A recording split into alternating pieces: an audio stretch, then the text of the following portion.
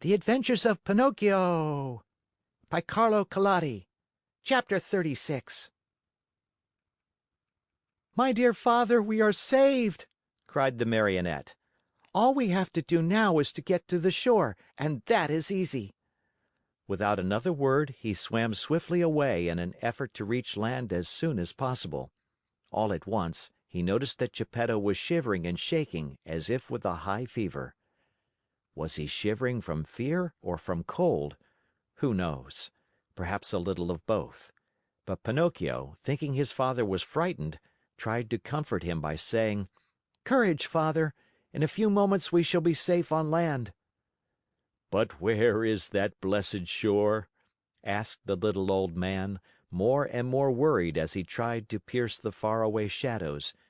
"Here I am searching on all sides, and I see nothing but sea and sky." "I see the shore," said the Marionette.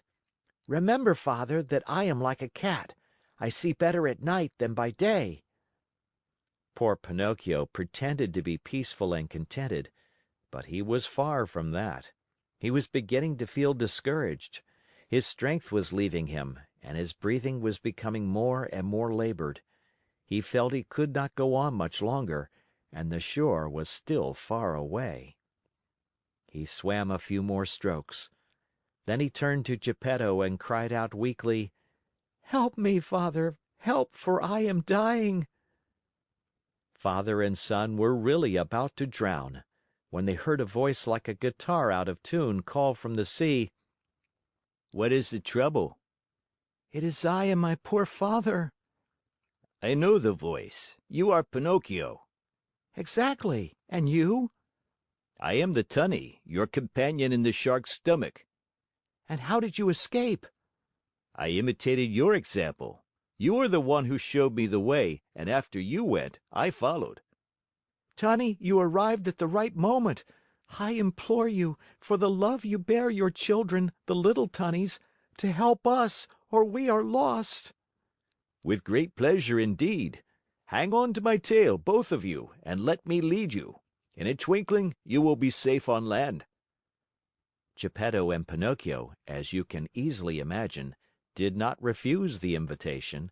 Indeed, instead of hanging on to the tail, they thought it better to climb on the tunny's back. "Are we too heavy?" asked Pinocchio. "Heavy? Not in the least. You are as light as seashells," answered the tunny, who was as large as a 2-year-old horse. As soon as they reached the shore, Pinocchio was the first to jump to the ground to help his old father. Then he turned to the fish and said to him, "Dear friend, you have saved my father, and I have not enough words with which to thank you. Allow me to embrace you as a sign of my eternal gratitude." The tunny stuck his nose out of the water, and Pinocchio knelt on the sand and kissed him most affectionately on his cheek. At this warm greeting, the poor tunny, who was not used to such tenderness, wept like a child.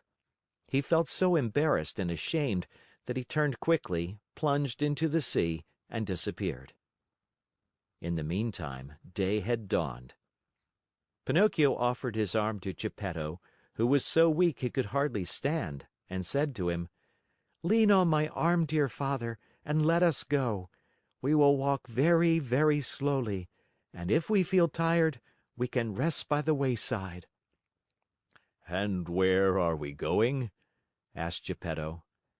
"To look for a house or a hut where they will be kind enough to give us a bite of bread and a bit of straw to sleep on." They had not taken 100 steps when they saw two rough-looking individuals sitting on a stone begging for alms. It was the Fox and the Cat, but one could hardly recognize them, they looked so miserable. The Cat, after pretending to be blind for so many years, had really lost the sight of both eyes. And the Fox, old, thin, and almost hairless, had even lost his tail. That sly thief had fallen into deepest poverty, and one day he had been forced to sell his beautiful tail for a bite to eat. "Oh, Pinocchio!" he cried in a tearful voice. "Give us some alms, we beg of you. We are old, tired, and sick." "Sick?" repeated the Cat. Addio, false friends, answered the Marionette.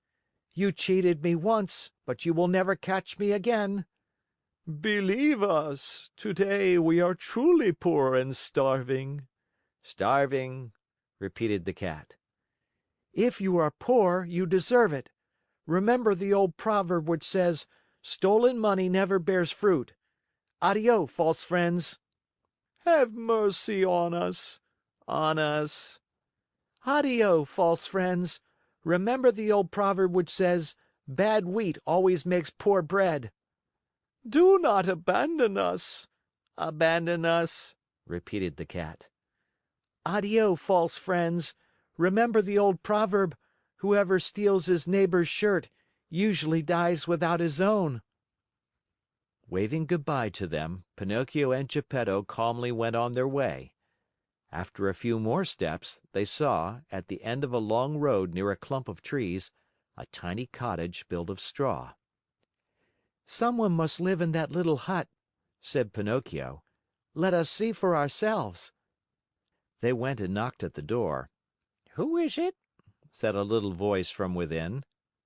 A poor father and a poorer son, without food and with no roof to cover them, answered the Marionette. Turn the key and the door will open, said the same little voice. Pinocchio turned the key and the door opened. As soon as they went in, they looked here and there and everywhere, but saw no one. Oh, oh, where is the owner of the hut? Cried Pinocchio, very much surprised. Here I am, up here. Father and son looked up to the ceiling, and there on a beam sat the talking Cricket. Oh, my dear Cricket, said Pinocchio, bowing politely. Oh, now you call me your dear Cricket. But do you remember when you threw your hammer at me to kill me? You are right, dear Cricket. Throw a hammer at me now. I deserve it. But spare my poor old father. I am going to spare both the father and the son. I have only wanted to remind you of the trick you long ago played upon me, to teach you that in this world of ours we must be kind and courteous to others, if we want to find kindness and courtesy in our own days of trouble. You are right, little Cricket. You are more than right, and I shall remember the lesson you have taught me. But will you tell how you succeeded in buying this pretty little cottage? This cottage was given to me yesterday by a little goat with blue hair. And where did the goat go? Asked Pinocchio. I don't know. And when will she come back? She will never come back. Yesterday she went away bleating sadly, and it seemed to me she said, poor Pinocchio, I shall never see him again. The shark must have eaten him by this time. Were those her real words? Then it was she, it was... My dear little fairy, cried out Pinocchio, sobbing bitterly. After he had cried a long time, he wiped his eyes and then he made a bed of straw for old Geppetto. He laid him on it and said to the talking Cricket, Tell me, little Cricket, where shall I find a glass of milk for my poor father? 3 fields away from here lives Farmer John. He has some cows. Go there and he will give you what you want. Pinocchio ran all the way to Farmer John's house. The farmer said to him, How much milk do you want? I want a full glass. A full glass costs a penny. First give me the penny. I have no penny, answered Pinocchio, sad and ashamed. Very bad, my Marionette, answered the farmer. Very bad. If you have no penny, I have no milk. Too bad, said Pinocchio and started to go. Wait a moment, said Farmer John. Perhaps we can come to terms. Do you know how to draw water from a well? I can try. Then go to that well you see yonder and draw 100 bucketfuls of water. Very well. After you have finished, I shall give you a glass of warm, sweet milk. I am satisfied. Farmer John took the Marionette to the well and showed him how to draw the water. Pinocchio set to work as well as he knew how, but long before he had pulled up the 100 buckets, He was tired out and dripping with perspiration. He had never worked so hard in his life. "Until today," said the Farmer, "my donkey has drawn the water for me, but now that poor animal is dying." "Will you take me to see him?" said Pinocchio. "Gladly." As soon as Pinocchio went into the stable, he spied a little donkey lying on a bed of straw in the corner of the stable. He was worn out from hunger and too much work. After looking at him a long time, he said to himself, "I know that donkey. I have seen him before." And bending low over him, he asked, "Who are you?" At this question, the donkey opened weary, dying eyes and answered in the same tongue, "I am Lampwick." Then he closed his eyes and died. "Oh, my poor Lampwick!" said Pinocchio in a faint voice, as he wiped his eyes with some straw he had picked up from the ground. "Do you feel so sorry for a little donkey that has cost you nothing?" said the Farmer. "What should I do? I, who have paid my good money for him." "But, you see, he was my friend." "Your friend?" "A classmate of mine." "What?" shouted Farmer John, bursting out laughing. "What? You had donkeys in your school? How you must have studied!" The Marionette, ashamed and hurt by these words, did not answer, but taking his glass of milk, returned to his father. From that day on, for more than 5 months, Pinocchio got up every morning just as dawn was breaking and went to the farm to draw water. And every day he was given a glass of warm milk for his poor old father, who grew stronger and better day by day. But he was not satisfied with this. He learned to make baskets of reeds and sold them. With the money he received, he and his father were able to keep from starving. Among other things, he built a rolling chair, strong and comfortable, to take his old father out for an airing on bright sunny days. In the evening, the Marionette studied by lamplight. With some of the money he had earned, he bought himself a second-hand volume that had a few pages missing, and with that he learned to read in a very short time. As far as writing was concerned, he used a long stick at one end of which he had whittled a long, fine point. Ink he had none, so he used the juice of blackberries or cherries. Little by little his diligence was rewarded. He succeeded, not only in his studies, but also in his work, and a day came when he put enough money together to keep his old father comfortable and happy. Besides this, he was able to save the great amount of 50 pennies. With it he wanted to buy himself a new suit. One day he said to his father, "I am going to the marketplace to buy myself a coat, a cap, and a pair of shoes. When I come back I'll be so dressed up, you will think I am a rich man." He ran out of the house and up the road to the village, laughing and singing. Suddenly he heard his name called, and looking around to see whence the voice came, he noticed a large Snail crawling out of some bushes. "Don't you recognize me?" said the Snail. "Yes and no." "Do you remember the Snail that lived with the Fairy with azure hair? Do you not remember how she opened the door for you one night and gave you something to eat?" "I remember everything!" cried Pinocchio. "Answer me quickly, pretty Snail. Where have you left my Fairy? What is she doing? Has she forgiven me? Does she remember me? Does she still love me? Is she very far away from here? May I see her?" At all these questions, tumbling out one after another, the Snail answered, calm as ever, "My dear Pinocchio, the Fairy is lying ill in a hospital." "In a hospital?" "Yes, indeed. She has been stricken with trouble and illness, and she hasn't a penny left with which to buy a bite of bread." "Really? Oh, how sorry I am! My poor dear little Fairy!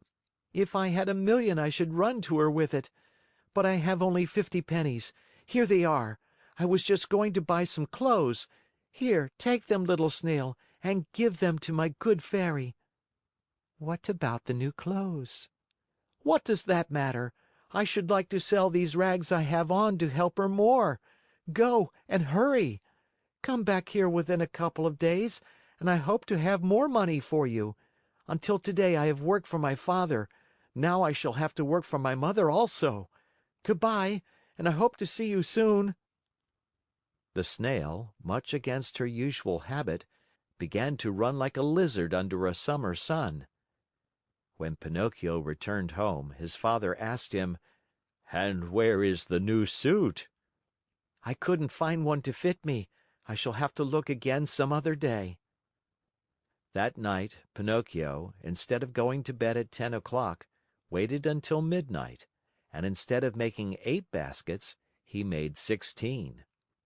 After that he went to bed and fell asleep.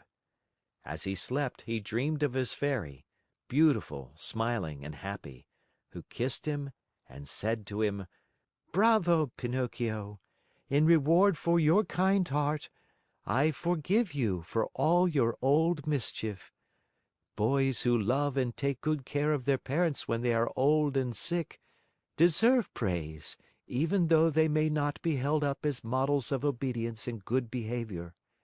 Keep on doing so well, and you will be happy."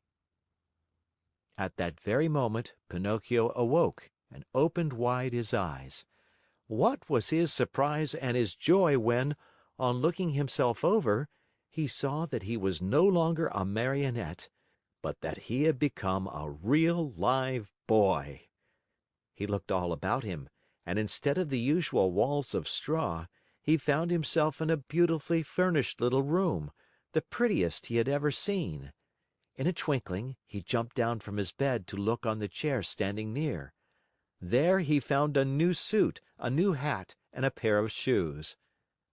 As soon as he was dressed, he put his hands in his pockets and pulled out a little leather purse on which were written the following words: "The Fairy with azure hair returns 50 pennies to her dear Pinocchio, with many thanks for his kind heart." The Marionette opened the purse to find the money, and behold, there were 50 gold coins. Pinocchio ran to the mirror. He hardly recognized himself. The bright face of a tall boy looked at him with wide awake blue eyes, dark brown hair, and happy, smiling lips. Surrounded by so much splendor, the Marionette hardly knew what he was doing. He rubbed his eyes 2 or 3 times, wondering if he were still asleep or awake, and decided he must be awake. "And where is Father?" he cried suddenly. He ran into the next room, and there stood Geppetto, grown years younger overnight, spick and span in his new clothes and gay as a lark in the morning. He was once more Mastro Geppetto, the wood carver, hard at work on a lovely picture frame, decorating it with flowers and leaves and heads of animals. "Father, Father, what has happened? Tell me if you can!" cried Pinocchio, as he ran and jumped on his father's neck. "This sudden change in our house is all your doing, my dear Pinocchio," answered Geppetto. "What have I to do with it?" "Just this. When bad boys become good and kind, they have the power of making their homes gay and new with happiness." "I wonder where the old Pinocchio of wood has hidden himself." "There he is," answered Geppetto, and he pointed to a large Marionette leaning against a chair, head turned to one side, arms hanging limp, and legs twisted under him. After a long, long look, Pinocchio said to himself with great content: "How ridiculous I was as a Marionette! And how happy I am, now that I have become a real boy!"